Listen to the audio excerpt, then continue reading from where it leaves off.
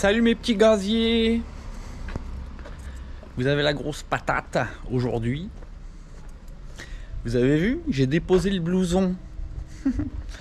Ça veut dire qu'il fait un temps de ouf. Il fait un temps de ouf. Bon, il y a un petit bémol par contre, hein, c'est que j'ai des courbatures de malade dans les cuisses. J'emboîte presque. En fait, c'est quand j'ai fait le dernier vlog, hein, donc il y a 2 jours, et à force d'être accroupi, de me relever, de me remettre accroupi, de me relever, ça m'a fait comme si j'avais fait une grosse séance de squat. Et j'ai mal. Hier, j'avais beaucoup de mal à me déplacer chez moi. Et donc, j'ai repoussé un petit peu à aujourd'hui. Donc, le test de la Titine avec son nouveau moteur. Donc, probablement pas le plus puissant qu'elle ait vu. Mais avec un super potentiel par contre. Hein, avec son petit CPI 70 qu'on a déjà testé stock. Enfin, quasi stock. Hein. Il y avait la jupe de modifier et le piston un petit peu allégé pour avoir moins de vibrations. Donc là ce coup-ci, c'est le même cylindre, sauf que on n'a rien optimisé du tout. Donc on l'a monté, à part le refroidissement. Hein, donc on a ouvert un petit peu les passages d'eau. Mais la jupe est complètement stock.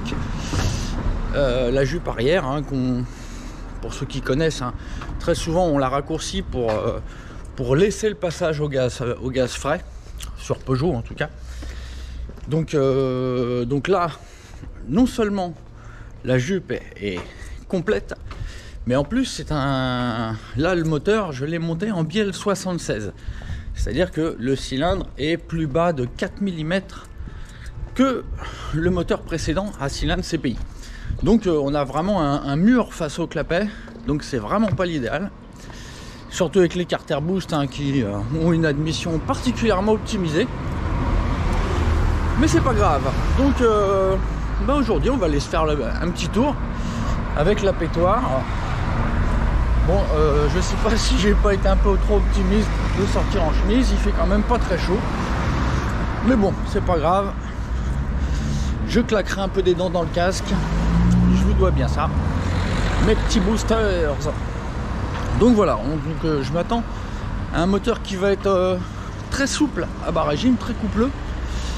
Bien que j'ai pas pu y mettre toute l'avance que je voulais y mettre. Donc alors déjà, on va quand même faire un petit peu de mécanique avant d'aller faire le tour.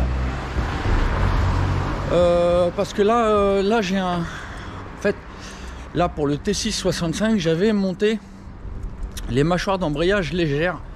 Donc les mâchoires d'embrayage que j'utilise depuis X temps sur la mob. Et ensuite, il y a quelques mois, j'étais repassé, donc avec l'autre moteur CPI, j'étais repassé avec des mâchoires beaucoup plus lourdes, étant donné que c'était très coupleux à bas régime. Donc là, a priori, on a retrouvé beaucoup de couple à bas régime. Donc on va remettre les mâchoires lourdes. Ce qui aura pour conséquence que le variateur ne va pas s'ouvrir avant que la machine décolle. Voilà, donc voilà. Allez, on va se retrouver dans le boxon. On va se peler l'oignon. Allez, à tout de suite les go. Ciao. Bon, finalement, hein, j'ai changé d'avis. Pour le moment, on touche pas à l'embrayage. On va déjà aller faire un tour comme ça. De toute façon, là, le moteur, il est à rôder. Donc il faut que je rôde. Je vais rôder dans le quartier. Voilà, bon. Donc on va déjà aller se faire un petit tour. Tranquillou, sans trop tirer dans le moteur. Et puis on va déjà se faire un premier aperçu. Et ensuite, peut-être que on reviendra ici pour changer les mâchoires d'embrayage et remettre plus lourd. Et on verra quelle sera l'influence de ce changement. Bon, on peut remarquer que dans le fond de mon box il fait 16 degrés. c'est-à-dire 4 degrés de plus que cet hiver. Donc on n'est pas encore en plein été hein, quand même. Hein.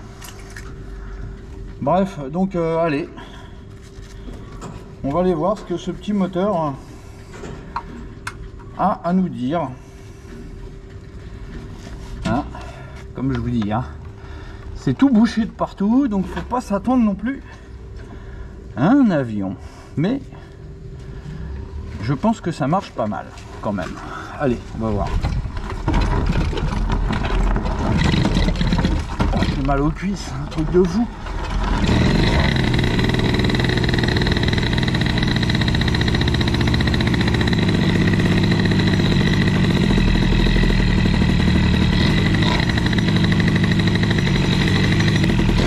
Allez, on roule.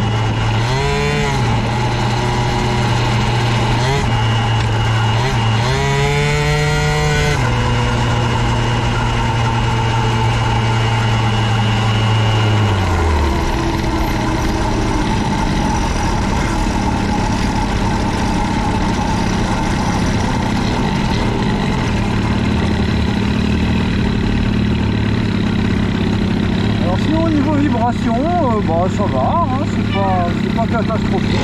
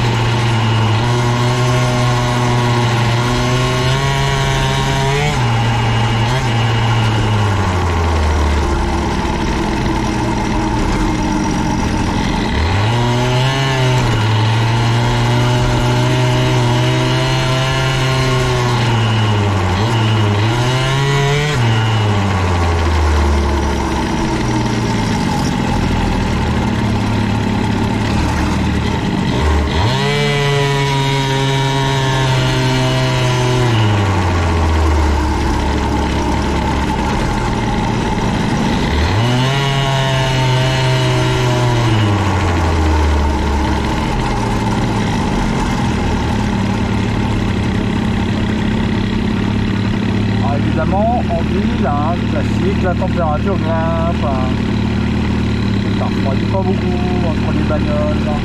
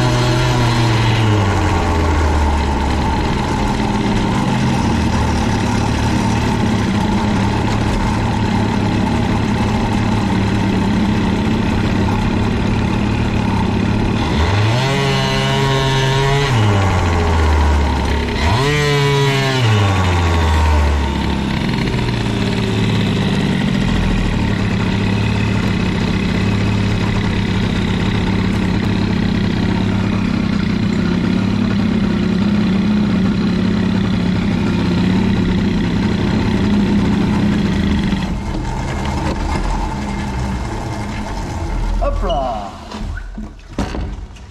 Bon, évidemment, aujourd'hui, pas de température testinge. Alors, je note qu'il y a un problème. Je note qu'il y a un petit problème.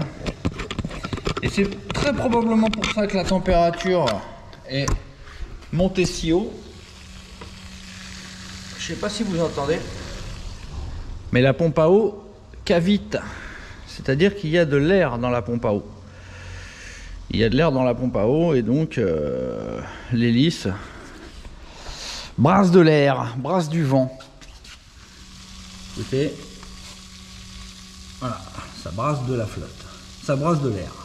Donc soit ça fuit au joint de culasse central, celui qui doit faire l'étanchéité entre le fût du cylindre et la boîte à eau. Soit j'avais encore mal fait ma purge. Bref, je vais essayer de nouveau de remettre de l'eau. On va voir. Allez, à tout. La choupinette est donc maintenant sur la table d'opération. Ah, j'ai mal. Alors, j'ai remis, je lui ai repayé un petit coup de flotte. Hein. Il en manquait pas beaucoup, mais il en manquait un peu. Donc écoutez. Ah. Il y a quelques petites bulles qui passent là, mais... Ouais, vous voyez, normalement, on n'entend que le bruit du moteur. Donc, ça va pas faire... Quand ça fait... C'est que ça cavite. Il faut absolument supprimer l'air qui stagne là-dedans. Parce qu'évidemment, la pompe ne fait plus vraiment son boulot. Alors, donc... bah écoutez, ce qu'on va faire... J'ai sorti la clé dynamométricale, hein. On va voir si peut-être la culasse, enfin les joints d'en base se sont tassés, hein, sachant qu'il y en a quand même quelques-uns. Ça pourrait empêcher un bon serrage au niveau de la culasse et donc provoquer peut-être des fuites. Ouais, bon. Vraiment, c'est vraiment petit, hein. C'est du petit resserrage, ça. On va aller à 180 degrés. Mais bon, ça peut parfois suffire. Ah, là, du rythme empêche. Alors, il faut que je pousse avec mon autre doigt. Voilà, c'est bon. Voilà, voyons voir de combien ça bougeote. Ah bah, ça bougeote même pas, là. Donc, ça n'avait pas bougé. Bon. Eh ben écoutez, donc ce qu'on va faire, on va changer les mâchoires d'embrayage et puis on va aller refaire un petit tour. Et puis on verra si de nouveau on a la pompe à eau qui cavite. Ouais, là vous voyez, bon petit bruit bien propre. Il n'y a pas de bulle, il n'y a rien. Mais j'ai comme l'impression que j'ai un petit poil de compression qui arrive à passer dans la chambre d'eau, ce qui nous fait ce qui nous crée donc de l'air dans le circuit. Et donc pas bon du tout pour le refroidissement. Donc allez, moi je désosse la poulie. Et puis je vous reprends avec la poulie démontée avec les mâchoires. Allez, à toutes. Voilà, donc 6 mâchoires d'origine préparées. Donc là au-dessus, hein, c'est les mâchoires très légères, hein, que j'utilise depuis très longtemps. Et là, ce sont les mâchoires lourdes. Enfin lourdes. Elles sont déjà bien allégées par rapport aux origines. Que j'utilisais dernièrement avec le CPI 70. Et avec le T6 65, j'avais ressenti le besoin de remettre des un peu plus légères. Le problème, quand on a des mâchoires trop légères et qu'on a un variateur réglé lourd, bah, c'est que le variateur commence à s'ouvrir avant que la poulie accroche. Et comme le variateur s'ouvre, on arrive sur un plus grand diamètre d'enroulement. Et donc ça fait tourner plus vite la poulie. Et là, enfin, ça accroche. Mais le problème, c'est qu'évidemment, on ne profite plus vraiment du petit canon du Stradivario. Donc il est important d'avoir un variateur qui s'ouvre le moins possible au moment où on atteint le bon régime d'embrayage. Comme ça, on est sur la transmission la plus courte que le variateur puisse vous offrir. Voilà, donc avec celle-ci, bon, je constatais que le variateur commençait à s'ouvrir de 5 mm. Les joues s'écartaient de 5 mm à peu près. Bon, c'est pas top. Et puis en plus, comme vous voyez, elles sont vachement usées par rapport à celle-ci. Donc je vais économiser mes mâchoires légères. Et puis en plus, ça fera moins de bruit. Au démarrage, ce sera beaucoup plus cool. Et peut-être que ça partira mieux même, hein. On verra. Bon voilà, allez, je monte mes gros canards. Et puis je vous reprends après. À tout de suite. Et voilà, les gros petits canards sont montés.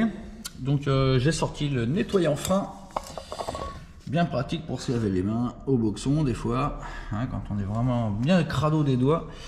Et donc je vais mettre un petit coup sur chaque garniture pour enlever le gras que j'ai pu mettre avec mes pattes.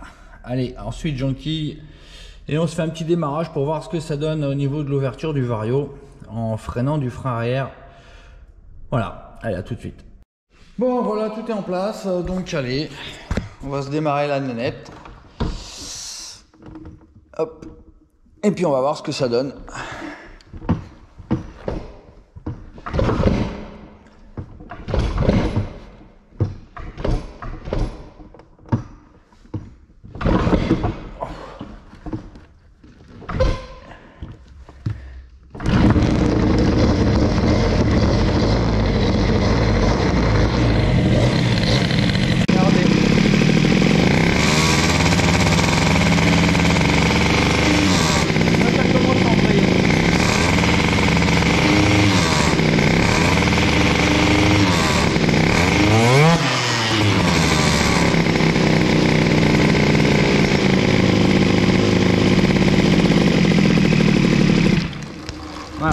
Là on est bien réglé, ça ouvre d'à peu près 1 mm, à peine 1 mm avant que la poulie commence à tourner. Donc là on est bien, donc on va aller refaire un petit tour. Je vais écouter, voir, peut-être que ça c'est, peut-être qu'il y a déjà des bulles d'air. Ouais, non. Bon, de toute façon je ne l'ai pas fait tourner longtemps. Bon, allez, je vous reprends en haut, on va se refaire un petit tour, on va voir ce que ça donne. L'embrayage alourdi. Allez, à tout de suite, on se reprend en haut. Alors voilà, bon, deuxième test avec notre moteur CPI, absolument pas optimisé pour les carter boost, et les carter boost pas du tout optimisés pour le cylindre CPI. Donc a priori on a du très bon bas régime. Donc normalement, le fait d'avoir mis des mâchoires plus lourdes ne devrait pas être un... Enfin, devrait être un choix plutôt judicieux. Donc on va aller tester ça. Pendant ce temps-là, le cylindre se rôde. On y va tranquillement. Et puis aussi, on va constater au retour si de l'air s'est de nouveau immiscé dans le circuit de flotte. Ce qui serait le signe d'un joint de culasse, air sale, pas forcément parfaitement étanche. Ce qui nécessiterait une intervention de ma part pour faire en sorte qu'il n'y ait plus ces bulles de flotte qui aillent dans la pompe à eau. Allez, on est parti, tout est bon. Allez, action.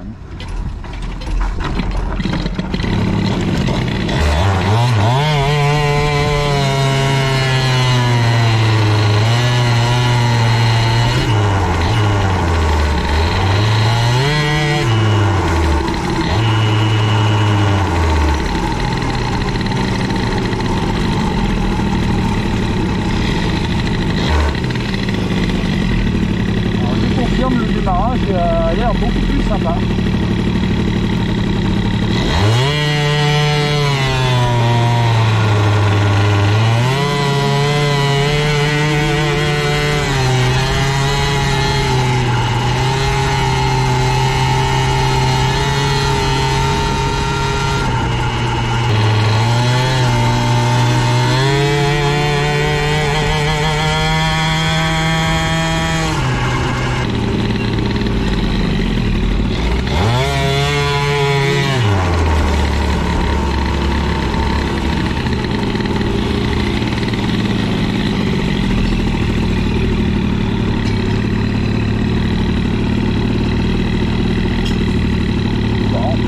Grimpe toujours. On va voir ce que ça donne en rentrant au box. Plus ou pas dans la pompe.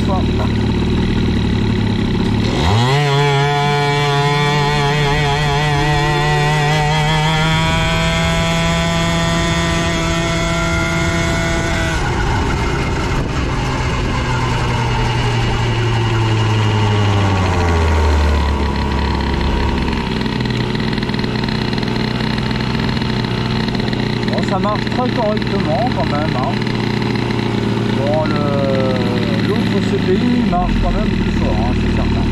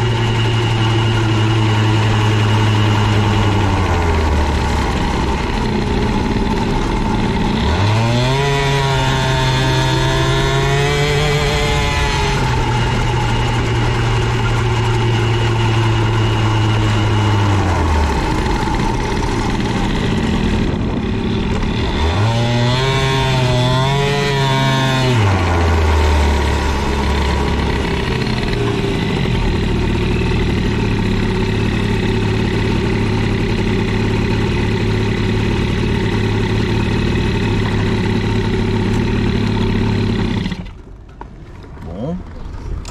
On dirait qu'il n'y a pas de bruit de cavitation.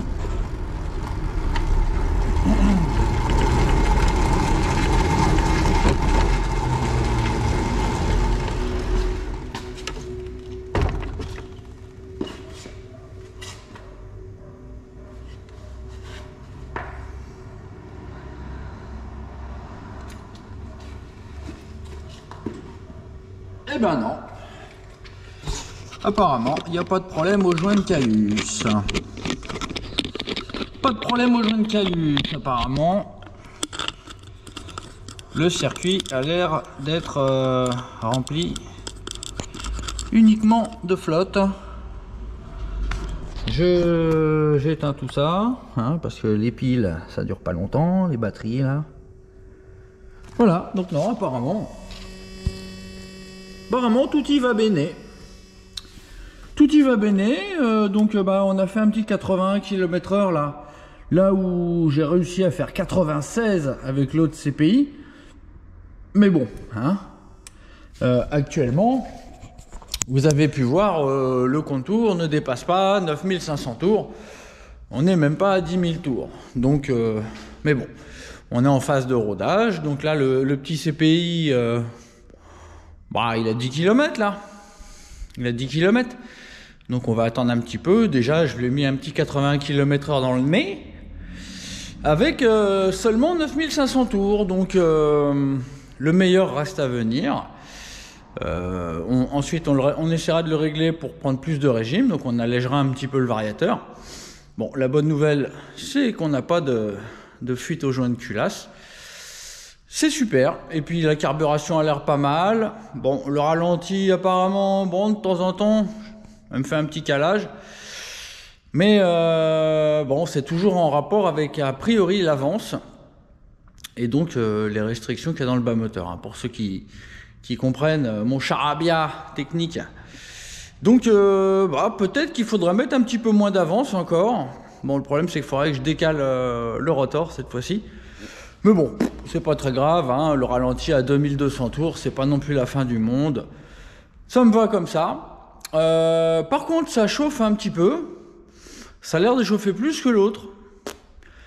Curieux, bien qu'il fasse plus chaud, il fait bien plus chaud, évidemment, que quand je testais l'autre. Donc, ça reste à voir. Surtout que quand je vais régler le variateur pour prendre plus de régime, ça devrait encore plus chauffer. Bref. Voilà où on en est, donc la titinette avec son moteur CPI bridé de la mort. Les réglages carb ont l'air bien. Le seul truc qui m'ennuie, ouais, c'est le ralenti qui de temps en temps calme. Mais bon, c'est pas la fin du monde. Donc tout cela est parfait. Voilà, on a fait un petit changement d'embrayage ensemble. Hein, vous avez pu voir la différence. Bon, c'est pas non plus phénoménal, hein, ça a l'air de prendre un petit peu moins de tours au démarrage, mais au moins, je n'use pas mes mâchoires super légères. Et donc voilà, bah écoutez, je pense que la prochaine fois, on refera un petit tour avec la pétoire. On refera un petit tour et puis on allégera un petit peu le variator. Hein, histoire de voir ce que ça dit à 10 000, 10 500. Bon, vous allez me dire, bah, mais il est même pas rodé ton moteur, il est tout neuf. Bah oui, je sais, mais j'ai pas trop le choix. Hein, je vais pas non plus attendre 6 mois pour faire des testages et vous faire des petits vlogs. Voilà les potos. Bon, bah allez, voilà, on avance sur le CPI Brido. Le CPI Carter Boost, 100% stock l'ensemble. Monté, sortie de boîte, vous avez vu, hein, ça marche sympa. Et comme je vous dis, on n'est pas du tout au bon régime. Et en plus, bon, on a le Street Cup, donc je sais pas, peut-être que je sais que l'autre on l'avait pas testé avec le Street Cup. On l'avait testé, je crois, avec mon pot spécial couple. Et on pourra le tester avec le pot spécial couple. Hein, on pourra voir ce que ça donne. Éventuellement. Bon voilà les potos, merci d'avoir suivi ce nouveau numéro, donc comment on peut dire, pas des coffrages du CPI, il y a un mot, déverminage, voilà, déverminage du moteur CPI, full stock, Voilà les potos, allez, je vous dis à bientôt, oubliez pas le petit j'aime, hein, si vous y pensez pas, pensez-y. Et puis voilà, allez, tchuss.